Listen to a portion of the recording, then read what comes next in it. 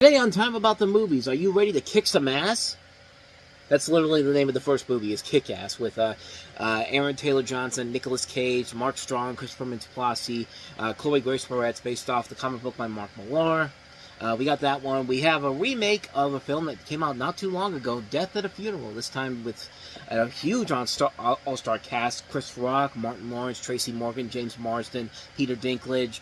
How does it compare to the original British version? We'll find out in just a little bit here. But we also have the movie that was made for people who never even heard of The Riches, which is a shame because you should, because it's much better than this. David Duchovny and Demi Moore starring in The Joneses. And also Banksy brings us the documentary Exit Through the Gift Shop. So we come into the middle of April 2010, April 16th to be exact. This is Time About the Movies, coming your way next.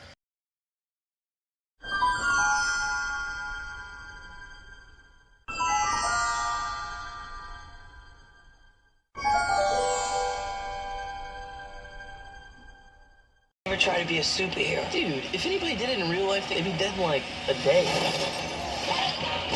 Who are you? I'm Kick-Ass. On April 16th. Kick-Ass has inspired a wave of superheroes. I want Kick-Ass's head on a stick. They can't fly. You wanna go fight some crime? Oh, that kinda hurt. They can't see through walls. Playtime's over, kid. I never play. But they can. Bring it on! Kick-Ass. That's right, we're superheroes. You love us. Rated R. In theaters April 16th. Welcome to Time About the Movies. Today we're taking a look at the 4 films released on April 16, 2010. Our first movie is, of course, Kick-Ass, which I did not think you could actually use the word ass in the title of a movie. But then again, ass is not just a swear word. It's a term that's literally a term that's used in real life. Kind of like with hell in general. Well, like, you know, a donkey is literally a jackass. A jackass is literally a thing. But then again, I probably should have figured that out when we had the Jackass movies, which, again, I probably should have figured it out. But this is Kick-Ass, based off of the graphic novel by Mark Millar and John Romita Jr., in which you have an ordinary teenager played by Aaron Taylor-Johnson who sets out to become a real-life superhero, calling himself Kick-Ass. Dave gets caught up in a bigger fight when he meets Big Daddy, played by Nicolas Cage, a former cop who, in his quest to bring down the crime boss Frank D'Amico, played by Mark Strong, and his son, played by Christopher Mintz-Plasse, has trained his 11-year-old daughter, Chloe Grace Moretz, to become the ruthless vigilante Hit Girl. And in terms of making a feature-length adaptation of the graphic novel, this is the way to do it. I mean, this is definitely the much better version of a Mark Millar comic book than Wanted was. And I like Wanted, but this is definitely the much superior version. And it helps by having the director of Layer Cake, Matthew Vaughn, who does a pretty good job of bringing the comic book to life on the big screen, creating this visually impressive universe that looks like something straight out of the book itself. And not only that, they got a really good cast involved in here. The names I mentioned: Aaron Taylor-Johnson, Lindsay Finesca, Clark Duke. The two highlights in here really are Nicolas Cage and Chloe Grace Moretz. Like, this is probably the best I've seen Nicolas Cage in a long time. I mean, these movies in particular, they're just, he was making these really bad movies, and here he's back to form. Like, he's back to the way he should have been beforehand. It's just like, why don't you make more movies like this? Give us more movies like this. Don't give us crap like Next and Knowing and Bangkok Dangerous. And sadly, he went back to doing this as soon as this movie came out. Just like, come on, man, really? But then again, you have a breakout role for Chloe Grace Moretz, who a month ago was in Diary of a Wimpy Kid. Kind of underused here, but in this movie, they use her to every advantage possible. She's great playing this badass little girl who can kick so much ass, no pun intended, and beats the crap out of the bad guys in a way that just looks impressive, ahead of its time, and just freaking hilarious, man. Just like, I love this movie, man. The comedy is great. The blending of both action and comedy is top-notch. Everything this movie does, it does the graphic novel its well-service. It has a great director involved, a good writer, a good cast, good action, a great comedy, great visual flair. This is a movie that just works on every single level. This is a perfect, solidly put together adaptation. One of the best movies of the year, one of the best comic book adaptations, just top notch. The sequel, on the other hand, we will save that for 2013, but anyway, that's Kick-Ass. So let's go ahead and move on to the next movie we have here, the ensemble comedy, the remake of Death at a Funeral. On April 16th, everyone's coming to the funeral. You look really nice. Dress for a funeral. Yeah, to make death look sexy. Lorena Devine, Peter Dinklage, Danny Glover, Nikia Hall, Martin Lawrence. So you come to a lot of funerals? Might meet the man of your dreams at this one, huh? James Marsden, Tracy Morgan, Chris Rock, Zoe Saldana, Columbus Short, Luke Wilson. Your father fell out like a dead fish. He was like, wow. I was like, damn. Death at a Funeral, rated R, in theaters April 16th. Yeah, I was actually kind of surprised this was an R-rated. This was all R-rated. I thought this was going to be a PG-13 remake, but no, they were able to make it the same rating that they did with the original film. So there's that. But yeah, this is a remake of the 2007 Frank Oz movie, which it feels really weird to do a remake of a British comedy, not but 3 years after the first film came out. I was really kind of like, wow, you guys are making this. You guys are really, really letting this go on. Like you're not even wasting your time getting this out there. But lo and behold, here it is, and pretty much the same plot as the original movie. You have a dysfunctional clan reuniting to mourn the passing of the family patriarch, a respectful funeral, quickly turning into an all-out fiasco marked by bitter resentment, blackmail attempts, and scandalous revelations. And literally, this has probably one of the most stacked casts you will ever see in a movie. Chris Rock, Keith David, Loretta Devine, Peter Dinklage, Ron Glass, Danny Glover, Regina Hall, Kevin Hart, Martin Lawrence, James Marsden, Tracy Morgan, Zoe Saldana, Columbus Short, Luke Wilson. Just, I've never seen a cast with this much pedigree to it. Like, everybody in here is a recognizable name. Like, there's not a single person where you're just like, oh, it's a one-off character who's just kind of a random character in general. But no, every single name on this list here is somebody that you should be very familiar with. Like, they stacked the cast on this thing. And this comes from Neil LaBute. Neil LaBute had, the last couple movies he did were The Wicker Man and Lakeview Terrace. And this is kind of in that area where he was going more mainstream. And this is easily his best overall mainstream movie, because he did Lakeview Terrace, which, and The Wicker Man, which was complete garbage. But this is definitely the best mainstream film he's done, and it is definitely a movie that is a very flawed comedy. You have a lot of poorly written cliches, like, you know, you see, it's like if you watch the trailer, you see the jokes about Martin Lawrence hitting on a high school girl that get really tiring really fast. There's a really bad shit joke in this that just goes on way too long, involving Tracy Morgan and Danny Glover. Just like, I don't want to see Tracy Morgan get his hand stuck in Roger Martell's ass while on the toilet. Like, come on, man. Like, you didn't even need to do that, man. You just, I mean, Lethal Weapon 2 had probably the best use of Danny Glover in the toilet you could do with it, but that felt like they forced it in there. Like, this is what I was talking about with the original review. It's just like, it felt like the studio was right behind their back saying, oh, can you do this because we have to, because this is a mainstream movie and we need to have gross out humor, pointless gross out humor. But with all that said, I did really like this movie a lot. There are a lot of good, strong performances all across the board in here. I thought Chris Rock and Tracy Morgan were really good. You got a lot of great seasoned actors and actresses here. Martin Lawrence, you know, seeing him in a much different role than usual, and it works for him. Regina Hall, Columbus Short, Luke Wilson, Loretta Devine, you know, James Marsden and Peter Dinklage. This is actually interesting that Peter Dinklage appears in this one as well as the original one. Like, they're sort of connected. Like, you could probably tell that this probably takes place in the same universe. Like, both of these movies could be happening at the same time, which I find really kind of interesting here. And this is kind of a movie that makes you realize that Zoe Saldana was on her way to becoming a pretty damn good actress. I thought she nailed it out of the park with this movie in here. Like she really elevates herself to another level with this. And again, you can never go wrong with Danny Glover and Keith David overall. It's a good comedy. I did laugh a lot. It isn't one of the best movies I saw that year. I was actually more surprised at how much I enjoyed it, especially considering after this I watched the original again, and I would definitely say the original is the better film. But in terms of a remake, it's not a bad remake at all. It's a competently made, well done remake. And yeah, that's all you can really ask for it. I think it's very funny. I think it's well done. I think you can watch both of these movies and find a lot of enjoyment value out of both movies in general. But I will say, watch the original first, then watch this one. But either way, you're going to really enjoy both of these ones regardless. So there you go. That's my thoughts on Death at a Funeral. So let's go ahead and move on to the next movie we have here, which is David Duchovny and Demi Moore in The Joneses. Oh, well, What was that? just applying myself.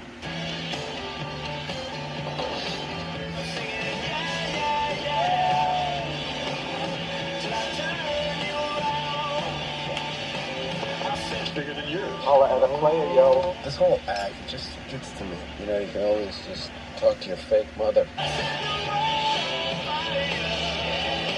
It's natural that a family has We're problems. not a family. A unit? The Joneses. The Riches is a show that features Eddie Izzard and Minnie Driver as a couple with three children, and the series begins with Minnie Driver's character just being paroled out of prison, and during her 2-year sentence, she's developed various drug addictions, and they basically go down to Baton Rouge, Louisiana, and steal the identity of a family, and essentially try to start new lives under the new names that they have.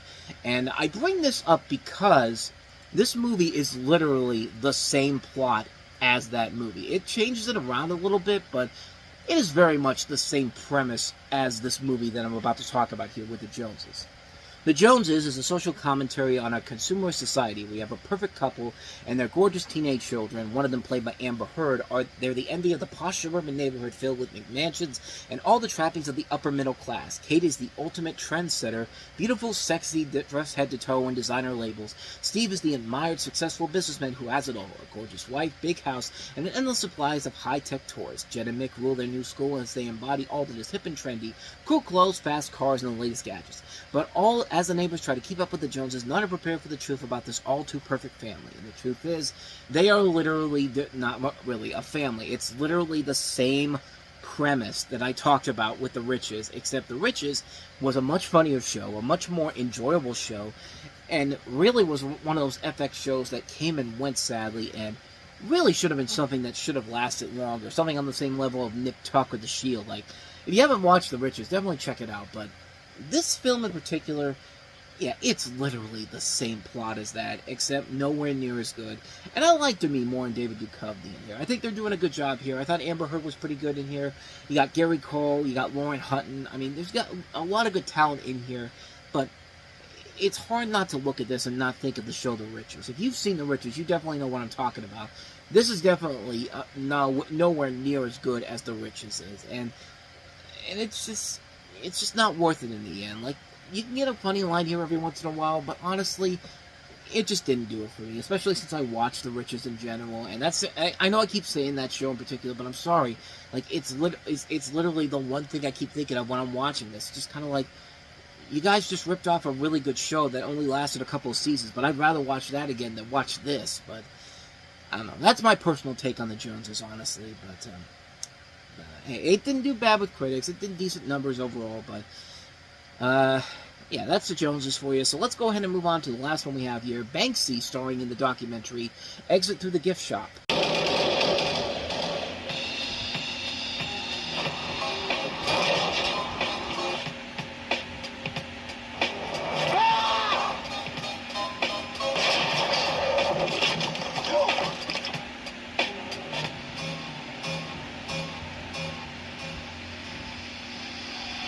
From the same man that brought us this lovely intro from The Simpsons.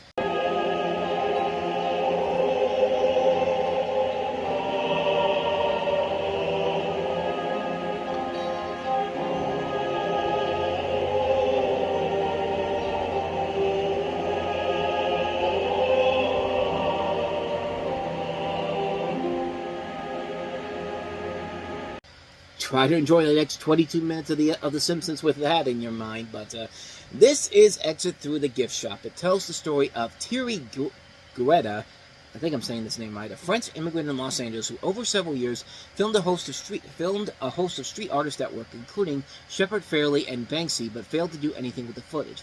Eventually, Banksy decides to use the footage to make a documentary, which includes new footage depicting Guetta's rise to fame as the artist Mr. Brainwash. In addition, the narration reads by Reese Evans. The story is largely related to Banksy himself, whose face is obscured and voice altered to preserve his anonymity. Funny right there. I don't need to tell you that, but this is about as much as you think it is with a movie. If you know Banksy's stuff in general, if you know the secrets to street artists and all that, this is pretty much what you expect from a movie like this. And there's been long debates about whether or not this is a film that is basically a genuine documentary or a mockumentary. And when asked if the film was real, Banksy simply said, "Yes." I think that's all you really need to know about this movie, whether you're going to appreciate it or not. And to be fair, a lot of the stuff they do in this is pretty impressive overall. The artwork is very well done. Granted, it may be illegal, but at the same time, it works because it's a very engrossing documentary about the life of underground artists, and you do get a sense of what their craft is, why they do feel like they need to do this, and it just really works very well in general. And it got nominated for an Oscar for Best Documentary Feature, and it's not hard to see why. It's a very well done, well made film, and I think it is a very interesting take on whether or not you want to believe this is either a hoax or this is a real thing. And I like the fact that they haven't sugarcoated it. And I think it is a very intense and very well-made film in general, and one that should definitely be checked out. It's a very intriguing film, and even with the world today, it's something that is very topical, even by today's standards. But it's a great documentary overall, regardless of whether or not you think it's real or not. Exit Through the Gift Shop, definitely a very good film.